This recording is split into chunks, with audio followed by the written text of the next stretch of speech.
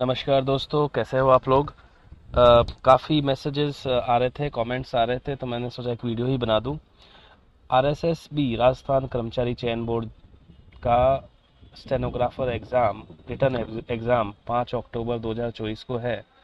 तो ज़्यादा टाइम बचा नहीं है।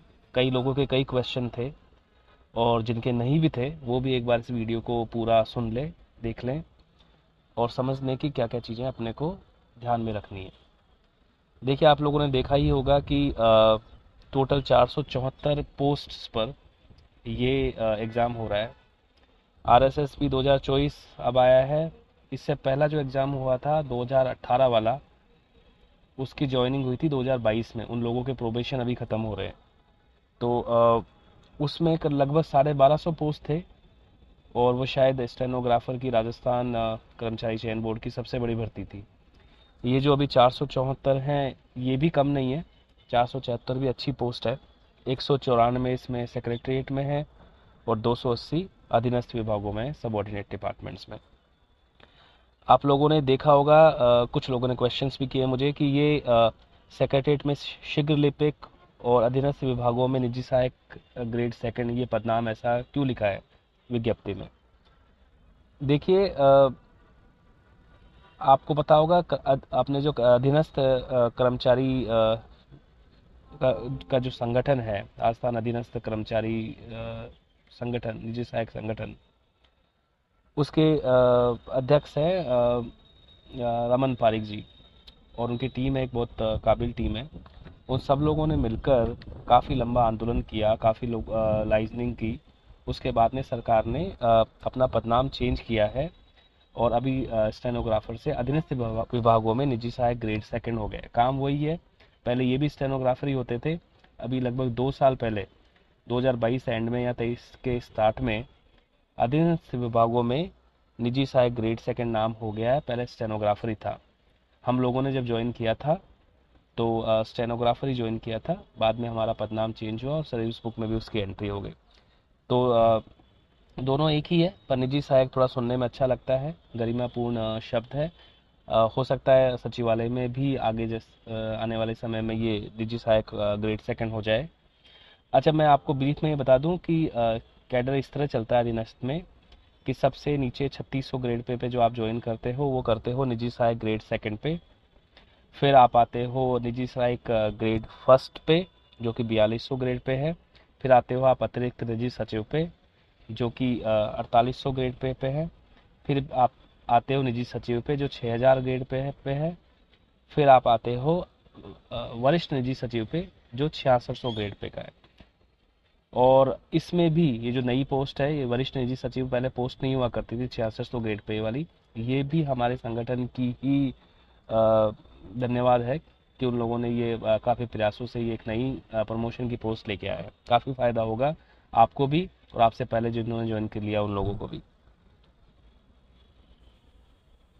आप लोगों को ये पता ही होगा, जो एलडीसी ज्वाइन करते हैं, बाबू लोग जो ज्वाइन करते हैं, वो लोग करते हैं 2400 ग्रेड पे ज्वाइन।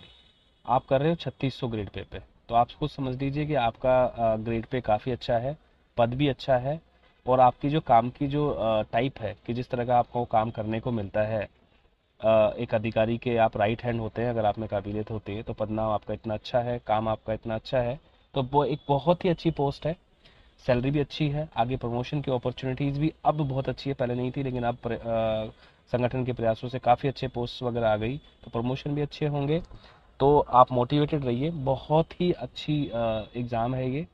और आपने देखा होगा कि पिछली बार जब भर्ती हुई थी, तो काफ़ी लोग दूसरे विभागों से, जेबीवीएनएल से, राजस्थान हाई कोर्ट से, डिस्ट्रिक्ट कोर्ट से, दूसरे राज्यों से छोड़ छोड़ के इस विभाग में आए थे। मेरा मानना ये है, सब लोगों से बात करके मेरा मानना ये है कि स्टेनो की शायद सबसे बड़ी और सबसे अच्छी नौकरी ये होगी। चिल्ड आउट नौकरी है, अधिकारी के साथ काम करने को मौका मिलता है, इतना वर्कलोड नहीं होता है, प्रमोशन की अपॉर्चुनिटीज़ अच्छी है।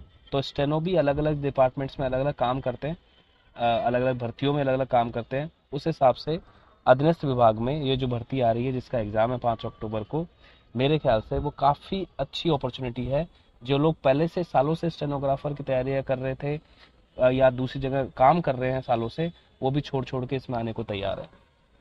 3600 पे ग्रेड की इस जॉब में आपको 33,800 बेसिक सैलरी मिलेगी, यानी कि लगभग जयपुर में इस समय 55,000 इन हैंड आपको प्रोबेशन खत्म होने के बाद में मिलेगी। 55,000 इन हैंड इस समय। और प्रोबेशन के टाइम 2 वर्ष में आपको मिलेगी 23,800 फिक्स्ड, उसमें से जीपीएफ और आरजीएचएस जो मेडिकल का जो है वो डिडक्ट होगा आपके, वो कटेगा। योग्यता जो इसमें चाहिए, आपने पहले भर ही दिया एग्जाम पर, फिर मैं बता दूं कि 12th चाहिए और आरएससीआईटी चाहिए, इसके अलावा कोई और चाहिए नहीं है। इसमें मैं आपको ये याद दिला रहा हूँ कि आरएससीआईटी जो है ये आपका, जिस दिन आपका स्टेनो का सेकंड फेज का एग्जाम होगा, यानी स्टेनो का जो टेस्ट होगा कंप्यूटर पे, उस डेट से पहले का आपके पास आरएससीआईटी का सर्टिफिकेट होना चाहिए। पिछली बार भी भर्ती में ये हुआ था, आप चाहो तो बोर्ड की वेबसाइट पे विज्ञप्ति उठा के देख लेना, नोटिफिकेशन उठा के देख लेना। बहुत से ऐसे लोग हैं जिन्होंने बहुत अच्छी रैंक से क्लियर किया था, लेकिन उनके आरएससीआईटी का जो डेट था वो उनके टाइपिंग टेस्ट के, स्टेनो टेस्ट के बाद का था, और वो लोग भर्ती में सिलेक्ट नहीं हो पाए। कितना मतलब बुरा हुआ उन बेचारों के साथ। तो आप लोगों के साथ ऐसा ना हो तो अभी से आरएससीआईटी का कोर्स कर लें और इंश्योर करें कि आपका सर्टिफिकेट वगैरह सब आपके टाइपिंग टेस्ट, स्टेनो टेस्ट से पहले आ जाए।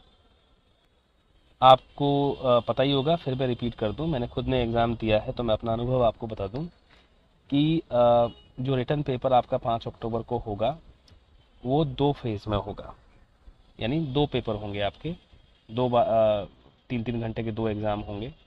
पहला जो पेपर होगा वो होगा आपका जनरली 11 बजे से होगा, जितना मुझे अंदाज़ा है 10-11 बजे से होगा, और उसमें 3 आपके सब्जेक्ट्स आएंगे, जीके, साइंस और करंट जीके, और राजस्थान का जीके। और इनमें टोटल 100 क्वेश्चन आएंगे और 3 घंटे का ये पेपर होगा। इसमें मैथ्स नहीं आती है, इसमें नेगेटिव मार्किंग नहीं है, तो आपको सारे क्वेश्चन अटेम्प्ट करने ही करने हैं। वापस रिपीट कर दूं, नेगेटिव मार्किंग इसमें नहीं होती है। और फिर 2-3 घंटे का गैप देके लगभग 2 या 3 बजे से आपका दूसरा पेपर होगा, वो भी 3 घंटे का होगा। उसमें आपकी आएगी जनरल हिंदी, जनरल इंग्लिश, वो भी 3 घंटे का पेपर होगा। और उसमें आपके लगभग 10वीं के जो स्टैंडर्ड के क्वेश्चन हैं वो आएंगे, उसमें भी नेगेटिव मार्किंग नहीं होगी, नेगेटिव मार्किंग नहीं होगी।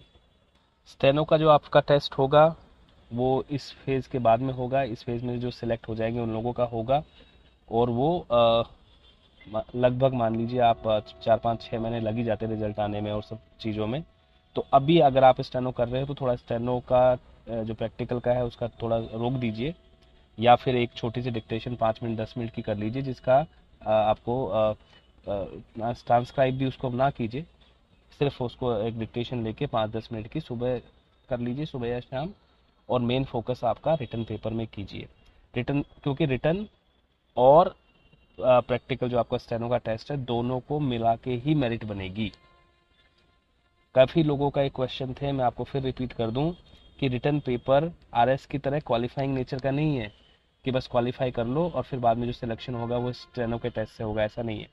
रिटर्न के पेपर और स्टेनो का जो मार्क्स आएंगे वो दोनों टोटल जुड़ेंगे और उसके हिसाब से आपकी मेरिट बनेगी। आपका बहुत अच्छा रिटर्न है तो स्टेनो थोड़ा बिगड़ भी गया तो भी चल जाएगा, और आपका रिटर्न अगर बहुत ही बिगड़ गया तो स्टेनो आपकी कितनी भी अच्छी हो, आपका सिलेक्शन नहीं हो पाएगा। अब एक बात बहुत इंपॉर्टेंट समझ लीजिए, जो इसी बार राजस्थान में इतने पेपर लीक वगैरह हो गए, इतनी चीटिंग्स वगैरह हो गई, उन सबको देखते हुए इसी बार पहली बार बोर्ड ने ये किया है कि अब आपके जो ऑब्जेक्टिव टाइप क्वेश्चन होते हैं, आपको जो गोले भरने होते हैं वो 4 नहीं 5 गोले भरने हैं। पहले ए बी सी डी ही विकल्प होते थे, अब A B C D E भी होगा। ई का मतलब कि मैं इसको खाली छोड़ रहा हूँ, यानी मैं इसको क्वेश्चन को अटेम्प्ट नहीं कर रहा हूँ। जिस क्वेश्चन को आप अटेम्प्ट नहीं करते उसी के लिए भी गोला भरना है। पहले तो आप छोड़ के आ जाते थे, वैसे आप नहीं छोड़ सकते। अगर आपने 10% से ज़्यादा क्वेश्चंस छोड़ दिए जिसमें ई भी नहीं भरा, ए बी सी डी कुछ भी नहीं भरा, तो आप डी बार हो जाएंगे, आप ऐसे ही फेल हो गए, चाहे बाकी आपने कितना भी अच्छा कर दिया हो। वापस रिपीट कर रहा हूँ, ये पहली बार हो रहा है राजस्थान में कि आपको ई विकल्प भरना है अगर आप उस क्वेश्चन को छोड़ना चाहते हो तो। और वैसे तो मैं ये मेरे को पहले बताया ही मैंने कि नेगेटिव मार्किंग नहीं है, तो आपको तो सबको अटेम्प्ट करना ही है और ए बी सी डी में से ही भरना है, ई क्यों भरना है अपने को, ई भरना ही नहीं है। और अगर 10% से ज़्यादा क्वेश्चन में आपने कुछ नहीं भरा तो आप वैसे ही आपके 0 मार्क्स डिक्लेयर करके आपको फेल कर दिया जाएगा। तो प्लीज़ प्लीज़ प्लीज़ इस बात का विशेष ध्यान रखें। रिटन पेपर में आपको 40% मार्क्स लाने ही लाने हैं। 40% मार्क्स अगर आप नहीं लाते हैं रिटन पेपर में तो आप अगले फेज में नहीं जाते हो। जो रिजर्व कैटेगरी है उन पे 5 नंबर का पिछली बार भी रिलैक्सेशन दिया था, इस बार भी 5 नंबर का रिलैक्सेशन उनको मिल जाएगा, यानी 35 नंबर उनको reserve category S C S Ts को छूट मिल जाएगी। 35 नंबर तो उनको लाने ही लाने हैं। तो ऑल द बेस्ट गाइस। फिर मैं ये बता दूं आपको कि मैं खुद इस जॉब में हूँ। मैं पहले एलडीसी था और एलडीसी से मैं अब स्टेनो में आया हूँ। मैं कलेक्ट्रेट में पोस्टेड हूँ और मैंने और भी जॉब्स किए हैं गवर्नमेंट। तो मुझे लगता है कि ये एक काफ़ी गरिमापूर्ण और काफ़ी रिवॉर्डिंग सैलरी वाइज जॉब है। आप इसमें पूरा पूरा फोकस कीजिए। अगर आप दूसरे जॉब में हैं तो भी इसकी अच्छे से तैयारी कीजिए, आपको इस जॉब में आकर अच्छा लगेगा। लेकिन जो चीज़ें मैंने बताई है कृपया उनका ध्यान रखो। और अगर आपको कुछ और मुझसे पूछना है तो आप कमेंट्स में पूछ सकते हैं, मुझे ईमेल भी कर सकते हैं। स्पेशली आरएसएसबी के लिए इसके पैटर्न को पूरा स्टडी करके इनके लिए बहुत सारी स्टेनो सीरीज हमने बनाई है, बहुत सारे स्टेनो की टेस्ट हमने बनाए हैं, बहुत सारे रिटर्न पेपर भी बनाए हैं। वो सभी जल्दी ही हमारे यूट्यूब चैनल पे फ्री ऑफ कॉस्ट आएंगे, फ्री ऑफ कॉस्ट। तो आपसे बस यही निवेदन है कि आप सब्सक्राइब कीजिए ताकि आपको नोटिफिकेशन मिल जाए और आपको सारा हमारा मटेरियल फ्री में मिल जाए। ठीक है, तो थैंक यू वेरी मच, आपने यहाँ तक सुना। और जल्दी ही और भी वीडियोज़ आएंगे जिसमें डेफिनेटली आपको हेल्प होगी। Thank you very much.